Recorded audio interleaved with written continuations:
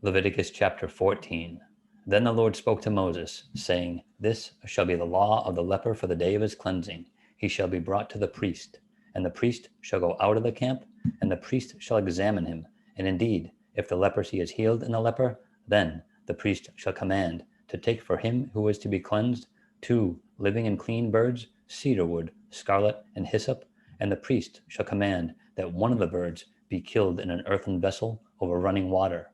As for the living bird, he shall take it, the cedar wood, and the scarlet, and the hyssop, and dip them and the living bird in the blood of the bird that was killed over the running water. And he shall sprinkle it 7 times on him who is to be cleansed from the leprosy, and shall pronounce him clean, and shall let the living bird loose in the open field. He who is to be cleansed shall wash his clothes, shave off all his hair, and wash himself in water, that he may be clean. After that he shall come into the camp, and shall stay outside his tent 7 days. But on the 7th day he shall shave all the hair off his head, and his beard, and his eyebrows. All his hair he shall shave off. He shall wash his clothes, and wash his body in water, and shall be clean.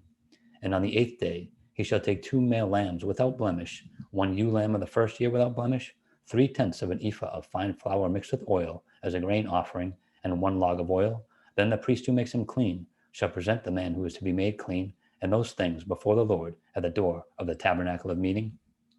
And the priest shall take 1 male lamb and offer it as a trespass offering, and the log of oil, and wave them as a wave offering before the Lord. Then he shall kill the lamb in the place where he kills the sin offering and the burnt offering in a holy place. For as the sin offering is the priest's, so is the trespass offering. It is most holy. The priest shall take some of the blood of the trespass offering, and the priest shall put it on the tip of the right ear of him who is to be cleansed, on the thumb of his right hand, and on the big toe of his right foot. And the priest shall take some of the log of oil and pour it in the palm of his own left hand. Then the priest shall dip his right finger in the oil that is in his left hand, and shall sprinkle some of the oil with his finger 7 times before the Lord. And of the rest of the oil in his hand, the priest shall put some on the tip of the right ear of him who is to be cleansed, on the thumb of his right hand, and on the big toe of his right foot, on the blood of the trespass offering. The rest of the oil that is in the priest's hand he shall put on the head of him who is to be cleansed. So the priest shall make atonement for him before the Lord. Then the priest shall offer the sin offering and make atonement for him who is to be cleansed from his uncleanness. Afterward he shall kill the burnt offering. And the priest shall offer the burnt offering and the grain offering on the altar. So the priest shall make atonement for him, and he shall be clean. But if he is poor and cannot afford it, then he shall take 1 male lamb as a trespass offering to be waved to make atonement for him, 1/10 of an ephah of fine flour mixed with oil as a grain offering, a log of oil, and 2 turtle doves or 2 young pigeons, such as he is able to afford. One shall be a sin offering, and the other a burnt offering.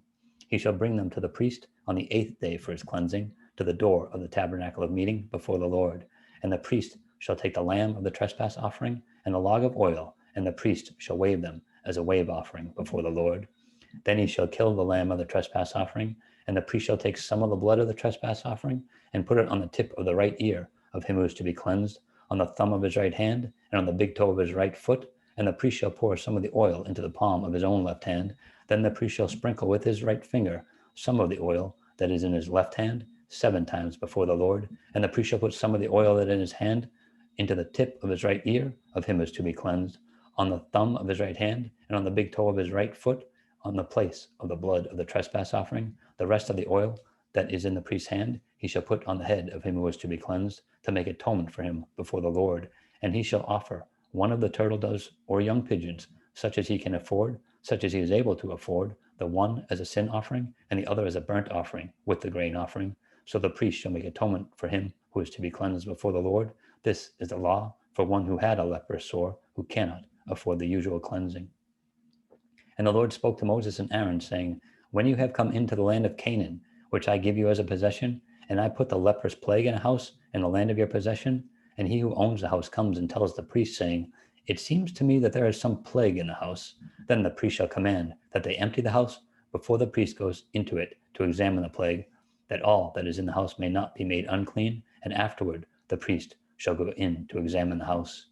And he shall examine the plague, and indeed, if the plague is on the walls of the house with ingrained streaks, greenish or reddish, which appear to be deep in the wall, then the priest shall go out of the house to the door of the house and shut up the house 7 days.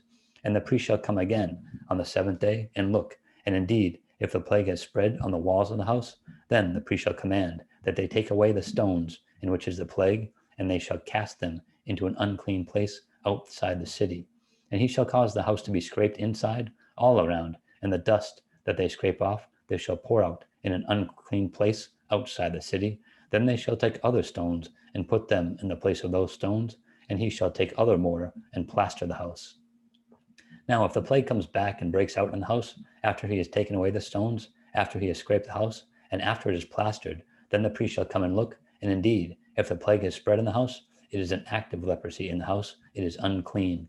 And he shall break down the house, its stones, its timber, and all the plaster of the house, and he shall carry them outside the city to an unclean place. Moreover, he who goes into the house at all, while it is shut up, shall be unclean until evening, and he who lies down in the house shall wash his clothes, and he who eats in the house shall wash his clothes. But the priest comes and examines it, and indeed the plague has not spread in the house after the house was plastered, then the priest shall pronounce the house clean, because the plague is healed. And he shall take to cleanse the house 2 birds, cedar wood, scarlet, and hyssop. Then he shall kill one of the birds in an earthen vessel over running water, and he shall take the cedar wood, the hyssop, the scarlet, and the living bird, and dip them in the blood of the slain bird, and in the running water, and sprinkle the house 7 times. And he shall cleanse the house with the blood of the bird, and the running water, and the living bird, with the cedar wood, the hyssop, and the scarlet. Then he shall let the living bird loose outside the city in an open field, and make atonement for the house, and it shall be clean. This is the law for any leper sore and scale, for the leprosy of a garment and of a house, for a swelling and a scab and a bright spot, to teach when it is unclean and when it is clean. This is the law of leprosy.